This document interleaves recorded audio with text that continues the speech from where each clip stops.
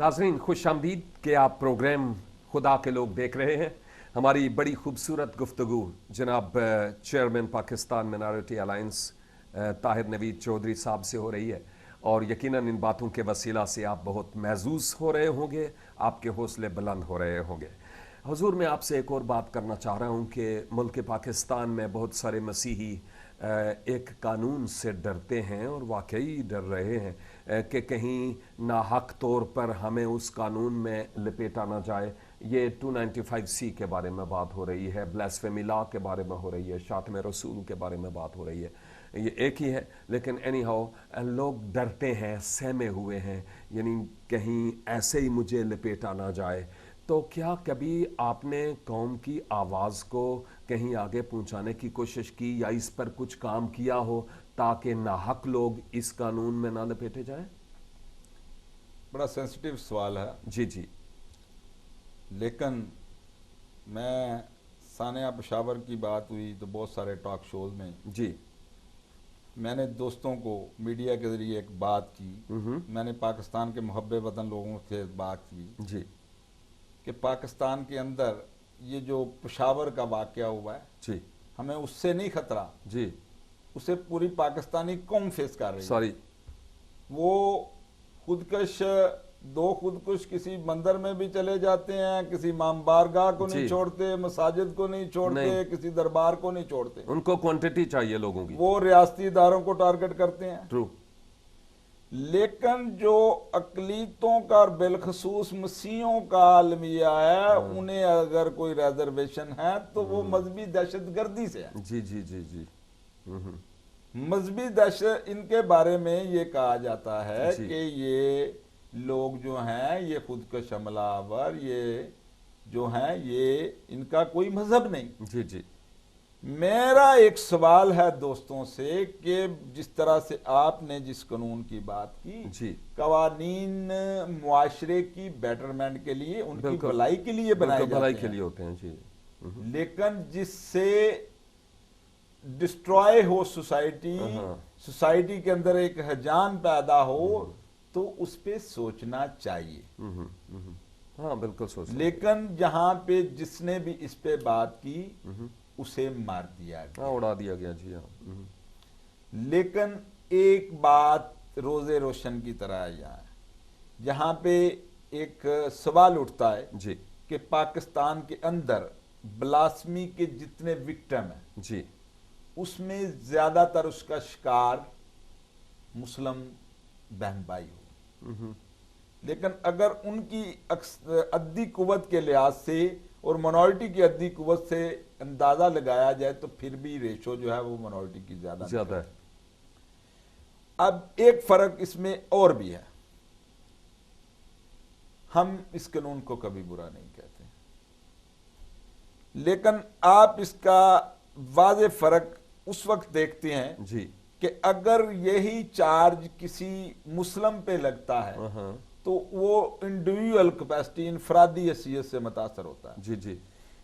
लेकिन उसके कभी किसी घर को नहीं किसी ने जलाया, नहीं। उसके कभी किसी जो है कम्युनिटी के लोगों को नहीं माले जलाया, को नहीं जलाया। जी जी। लेकिन यहां पे बिल्कुल डिफरेंट केस है कि है। अगर किसी एक बंदे को के करदा या ना करदा गुनाहों की सजा जी पाकिस्तान के मसीहों ने, मैं समझता शांति नगर में भुगती, जी, पूरा गांव जला दिया गया। जी जी जी। पाकिस्तान के मसीहों ने गोजरा में भुगती, जी जी, कि जहां पे पूरी आबादियों को कोरिया और गोजरा की जलाया गया। बिल्कुल। वहां पे हमारे जिंदा लोगों को, हमारी बच्चों को जला दिया गया। बदामी बाग का वाकया आप जोसेफ कॉलोनी वाला देखें, वहां पे पूरी आबादी को जला दिया जाता है। जी जी जी। और ये मैं समझता हूं कि वो लोग जो हजारों की तादाद में हमारी बादियों को जलाने दौड़ पड़ते हैं, जी जी जी जी, उन्हें हम किस मजहब का फॉलोवर कहें? हाँ ये तो है। ट्रू। हजूर सल्लल्लाहु अलैहि वसल्लम के फॉलोअर्स, जी जी, हमारे मुसलमान भाई, जी, वो पीछे जाके अगर देखें कि जो मुसाके मदीना जी जी हजूर सल्लल्लाहु अलैहि वसल्लम ने किया, जी, वो गैर मुसलमानों के साथ था हाँ जी हाँ। और उसमें पूरी उसकी गारंटी है कि इनकी इबादत गाहों को ना छेड़ा जाए, जी जी। ये अपनी इबादत आजादी के साथ अदा करें, ये मजहबी रसूमात आजादी के साथ अदा जी, करें, बिल्कुल इसी तरह। इनकी मालो जान का तहफ़्फ़ुज़ स्टेट की जिम्मेदारी बनती है। और अगर मैं समझता हूं कि हम पूरे मुल्क के जी पाकिस्तानियों के लिए मेरा ये पैगाम है ट्रू। कि अगर आप लोग चाहते हैं जी कि मुल्क पाकिस्तान के अंदर जी। ये मजहबी दहशतगर्दी ना हो, हाँ मुल्क पाकिस्तान के अंदर अमन हो, हाँ। तो हमें चाहिए, मेरे मुसलमान भाइयों के लिए जी एक पैगाम है कि हम असूए हसना पे अमल करें। हाँ। इस्लाम में एक इंसान का कत्ल पूरी इंसानियत का कत्ल। इसी तरह। हमने इस मुल्क के अंदर, जी ये मुल्क हमारी कुर्बानियों की वजह से बना, जी अकलीती अफराद का यहाँ पे एक बड़ा डिसेसिव रोल रहा, जी वो पाकिस्तान की असूल के में और पाकिस्तान के असूल के बाद जी जी यहाँ के हमारे दारों ने जी जहाँ पे खिदमत की, सेहत के मैदान में, एजुकेशन ने वहाँ की बड़ी लीडरशिप को एजुकेट किया, जी। हमने मुल्क को एक बड़ी लीडरशिप दी। ट्रू। और मैं यहाँ पे एक बात और वाजे करना जी चाहता जी हूँ कि मुल्क पाकिस्तान की हिस्ट्री को उठा के देखें, जी। कभी भी कोई अकलीती फर्द, कोई मसीही फर्द कभी भी किसी दहशतगर्दी में नहीं हुआ, कभी किसी मुल्क दुश्मन सरगर्मी में मुलवस नहीं हुआ, कभी इंतहा पसंदी में हो। जी। फिर इतने मोहब्बे वतन लोगों को जी जी किसी कानून की आड़ में जी उनकी आबादियों को जला देना, उनके लोगों को जिंदा जला देना, ये इस्लाम की टीचिंग है। जी इस्लाम तो अमन का मजहब है, जी जी। इस्लाम तो सलामती का मजहब है। जी जी जी। और हमें चाहिए, मैं अक्सर अपने मुस्लिम दोस्त उलमा कराम से भी बात करता हूँ जी जी कि आप इन बातों को कोशिश करें जी कि इन बातों को जो हमारे साथ यहाँ पे ये रवैये जी रवा रखे जाते हैं, इनके बारे में जाके मसाजिद में भी बात तकारीर करें, वहां पे भी उन्हें ये समझाएं जी कि किसी एक बंदे की जो उसके बारे में कानून वजूद है उसे देखें कि अगर किसी ने ऐसी कोई गुस्ताखी की है तो हम भी इस हक में हैं, उसे सजा मिलनी चाहिए। जी जी बिल्कुल। लेकिन उसकी पूरी कम्युनिटी को, पूरी कौम को उसकी सजा देनी, ये इस्लाम नहीं सिखाता, ये हुजूर सल्लल्लाहु अलैहि वसल्लम की टीचिंग नहीं सिखाती, उनके अगेंस्ट है। और हमें, मैं पीएमए की जिदोजहद के में मेरा जो मकसद है, मैं ये कोशिश करता रहूँगा, मेरे कारकुन ये कोशिश करते रहेंगे, हम हर सच्चे और खरे मुसलमान की ज़मीर को ये झंझोड़ते रहेंगे कि खुदारा मुस्तकबिल में हमें कोई गोजरा ना दिखाया जाए, हमें कोई शांति नगर ना दिखाया जाए, हमें कोई जोसेफ कॉलोनी ना दिखाई जाए। और मैं समझता हूं कि एक दिन आएगा कि मुल्क पाकिस्तान के अंदर अमन होगा, लेकिन उसके लिए मैंने जिस तरह कहा कि हमें सबको मिलके चलना, हमें सबको मिलके चलना होगा, हमारे मुसलमान भाइयों को असूए हसना पे अमल करना होगा, हमें इस्लाम की टीचिंग के मुताबिक दूसरों की मजहबी आज़ादी का ख्याल रखना होगा, हमें मुल्क पाकिस्तान के अंदर, जिस तरह से मैंने कहा कि हमसे बड़ा मुहब्बे वतन कोई नहीं, मुल्क पाकिस्तान के अंदर जिस तरह मैंने कहा कभी किसी गलत काम में जो मुल्क के खिलाफ हो, वो कभी भी कोई अकलीती फर्द उसमें मुलवस नहीं हुआ, हमें इन तमाम चीज़ों को आगे बढ़ाना होगा।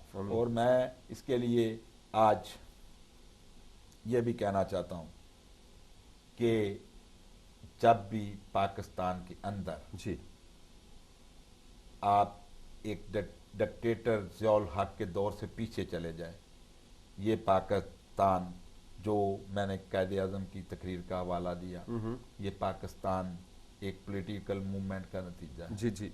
ये पाकिस्तान अगर पॉलिटिकल मूवमेंट का नतीजा ना होता तो शायद हम लोग अपना, हमारे जो उस वक्त सियासी जो पेशरो थे वो शायद पाकिस्तान के हक में वोट ना देते, लेकिन वो समझते थे ये एक अक़लियत की मूवमेंट है, क्योंकि उस वक्त मुस्लिम हिंदुस्तान में अक़लियत में थे, ये अक़लियत के लोग हैं, शायद हम यहाँ पे अक़लियती लोगों का साथ दे के यहाँ पे अमन और आज के साथ रह सकेंगे। जी। लेकिन मुल्क पाकिस्तान के अंदर जिसमें पूरी पाकिस्तानी कौम आज ये सफ़र कर रही है वो ये है कि जैसे ही यहाँ पे मज़हब का सहारा लेके यहाँ पे डिक्टेटरों ने अपने हुकूमत को, अपने दौर को तूल देने की कोशिश की और मज़हब की बुनियाद पे जैसे ही कवानीन की बुनियाद रखी, मज़हब का सहारा लिया, ये मुल्क के अंदर मजहबी इंतहा पसंदी ने जोर पकड़ा, मजहबी इंतहा पसंदी फिर दहशत गर्दी में कन्वर्ट हुई और आज ये पूरे पाकिस्तान के लिए एक नसूर बन चुका है। वाकई इसी तरह से है, इसी तरह से है। क्या आपको पाकिस्तानी कौम से कोई गिला है, कोई गिला जो आप करना चाह रहे हो पाकिस्तानी कौम से, मसीही लोगों से, अपनी मसीही बरादरी से? पॉलिटिकल साइड पहलू एक है, स्पिरिचुअल पहलू एक है, लेकिन हम स्पिरिचुअल लीडर्स से कोई आपका गिला हो या आपके दिल में कोई ये बात हो काश कि ये हो जाए तो फिर ये हो जाएगा, कोई ऐसी बात? मैं गिला तो नहीं करूंगा। चलो ठीक है। हाँ, अपनों से क्या गिला, साडे विच ही रहना तो तुसी अपनों साडे से च ही क्या है गिला। ना।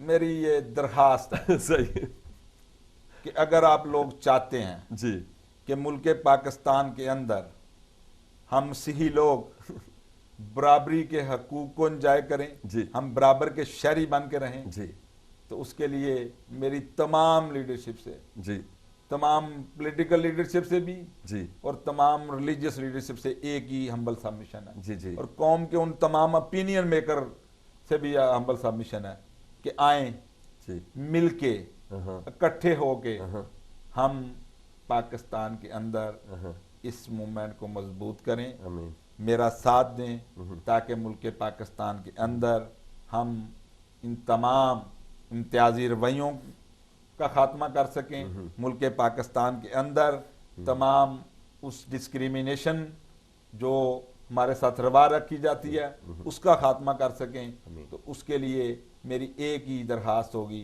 कि हमें अपने अंदर इत्तेहाद पैदा करना है, हमें वो एक एक ईंट की मस्जिद को ख़त्म करना है, जी, जी। हमें एक दूसरे को वो हैंड पुलिंग करनी है, जी, जी, जी। लेग पुलिंग नहीं करनी। जी, जी, जी। और इसी तरह से ही हम यहाँ पे खुदावंद के नाम को जलाल दे सकते हैं। आमीन। इसी तरह से हम उसके लोगों के मफाद की बेहतरी के लिए आगे बढ़ सकते हैं। आमीन आमीन, बिल्कुल सही है, ठीक है, थैंक यू वेरी मच। इसके साथ साथ अगर इस मैसेज के अलावा चूँकि हमारे पास टाइम तकरीबन एंड होने वाला है, कोई और आपके दिल में ऐसी बात हो जो आप कौम से करना चाहते हों, मुल्क पाकिस्तान से करना चाहते हों, हुकूमत से करना चाहते हों, हमारे मसीही लोगों से करना चाहते हों, नौजवानों से, क्योंकि आज मेरी आपसे दूसरी मुलाकात है और मैं ज़्यादातर देखता हूँ आपके चौगिर्द नौजवान होते हैं, तो कोई ख़ास रीज़न, कोई ख़ास वजह? मैंने ना इस बात को नौजवानों के से लिया है जी कि जीसस ने सारी तब्दीली जवानी में लेके आए। 3 साल का अरसा है, ट्रू, वो 30 से 33 का इतना ही अरसा। इतना ही और ये मैं समझता हूँ कि भरपूर जवानी होती है। ट्रू। और ये तब्दीली मेरी कौम के नौजवान ही ले जी जी ला सकते हैं। जी और मेरी पूरे पाकिस्तान में जो स्क्वाड है जी वो नौजवानों पे मुश्तमिल होगा। मेरी ये कोशिश होगी कि मैं पूरी कौम के नौजवानों को साथ लेके चलूं ताकि इन तमाम मसाइल पे हम काबू पा सकें। और मुझे बुजुर्गों की, मुझे चर्च की, उनकी आशीर्वाद की भी ज़रूरत है, उनकी गाइडेंस की भी ज़रूरत है, लेकिन नौजवान मेरा सरमाया है, वो मेरी ताकत है। और यही वजह है कि आप मेरे इर्द गिर्द नौजवानों को देखते हैं, नौजवान जो हैं वो तब्दीली चाहते हैं। जी, जी, चाहते नौजवान जो हैं वो इन नाइंसाफियों के खिलाफ आज भी आप देखें तो सबसे ज़्यादा मेरी कौम का नौजवान बाहर निकलता जी, है जी। और वही इस जदोजहद को आगे बढ़ाता है। और ये असल तब्दीली जो है जो हम चाहते हैं वो खुदावंद के फजल से पाकिस्तान के अंदर मसीही नौजवान लेके आए। Thank you very much. नाज़रीन कराम, आपका बहुत बहुत शुक्रिया कि आप बड़े गौर से इस प्रोग्राम को देख रहे हैं और केवल इसके कि मैं आगे बढ़ूं। भाई, दिल की गहराइयों से मैं गवाही टेलीविज़न के प्लेटफॉर्म से आपका ममनून हूं कि आपने शहर कराची में इंतहाई मसरूफियात के बावजूद हमें ये घंटा दिया ताकि हम आपके साथ गुफ्तगू कर सकें और जान सकें कि वो दर्द और वो बोझ जो आपके अंदर कौम की बेहतरी, तरक्की, बहाली के लिए है वो क्या है। हम जान सकें और यकीनन बहुत कुछ सीखने का इत्तफाक हुआ है। नाजरीन, आइए हम अपनी कौम की बेहतरी और बहाली के लिए, अगर हम चाहते हैं कि हम सदा पिसते ना रहें, अगर हम चाहते हैं कि दुम नहीं बल्कि सर हों, हम जो रहनुमाहाने कलीसा हैं या मोमनीने कलीसा, हम ऐसे सियासी रहनुमा जो हमारी क़ियादत करते और हमारी आवाज़ को आगे हुकूमत तक पहुंचाते हैं, हम उनके लिए दस्ते दुआ बुलंद करें, हम उनके हाथों में हाथ डालें, हम उनके हौसले बने, उनका साथ दें और लोगों को तहरीक दें कि लोग उनको सामने लाएं, उनके हौसलों को बुलंद करें ताकि इनके ज़रिया से हुकूमत तक हमारी आवाज़ पहुंच सके। यकीनन जब हम ऐसा करेंगे तो वाकई हमारे मुल्क की तकदीर और कलीसाए पाकिस्तान की तकदीर बदलेगी। मैं हैरान हूं कि शहर कराची में सिर्फ 2 पॉलिटिकल लीडर्स थे, उनमें से एक अभी पाकिस्तान में नहीं है, जो दूसरे हैं शायद अभी कुछ सोच रहे हैं, लेकिन उनके लिए भी दुआ की ज़रूरत है ताकि खुदा उनको भी मुस्तकबिल करीब और बाईद में अपने जलाल के लिए इस्तेमाल करे और कौम की आवाज़ को आगे लेकर जाने वाले हों। आपका बहुत बहुत शुक्रिया, थैंक यू वेरी मच कि आप हमारे इस प्रोग्राम में मौजूद रहे और आपने हमारे भाई जनाब ताहिर नवीद चौधरी साहब के वसीला से खूब बातें सुनी और बरकत पाई। खुदावंद आपको और ज़्यादा बरकत दे, अपने जलाल के लिए इस्तेमाल करें। आइंदा फिर एक नए मेहमान के साथ नवीद आपकी खिदमत में हाजिर होगा। देखते रहिए प्रोग्राम खुदा के लोग, सिर्फ गवाही टेलीविज़न पर।